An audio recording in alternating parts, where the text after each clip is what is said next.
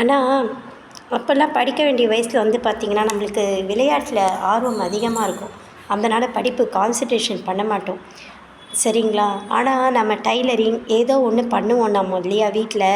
இந்த கூடை பின்னுறது, ஒயரிங் ஏதாவது கற்றுப்போம் இல்லையா? ஆனால் இப்போ இருக்கிற பசங்க பார்த்திங்கன்னா படிக்காததுக்கு காரணம் கேம்ஸ் கிடையாதுங்க. ஃபுல்லாக அப்பார்ட்மெண்ட்ஸு, எல்லாம் இண்டிவிஜுவல் ஹவுஸு, ஃபுல்லாக காம்பவுண்ட் வால் அந்த மாதிரி தான் இருக்குது. ஆனால் ஃபுல் அண்ட் ஃபுல் பார்த்திங்கன்னா மீடியாவில் இருக்கிறாங்க. ஓகேங்களா? புரியுதுங்களா? செல்ஃபோனு, டேபு, நெட்டு, சேட்டு, டேட்டு இதில் கான்சன்ட்ரேஷன் பண்ணி படிக்காமல் இருக்கிறாங்க. நாங்கள்லாம் விளையாட்டுத்தனமாக இருந்தோம், அது வேறு. ஆனால் இப்போ நீங்கள் அன்வான்டட் திங்ஸ் பண்ணி பிரச்சனையில் மாட்டி டேலண்ட்டையும் வளர்த்துக்க மாட்டேங்கிறீங்க. எதுவுமே இல்லை, ஃப்யூச்சரை இழக்கிறீங்க கடைசியில் இல்லையா? தயவு செஞ்சு அப்படி இருக்காதீங்க. நல்லா படித்து சொந்த காலில் நின்று நல்லா சம்பாரித்து கௌரவமாக ஒரு ஸ்டேட்டஸாக உங்களுக்கு ஒரு பதவியை வளர்த்துக்கோங்க. அதாங்க மரியாதை.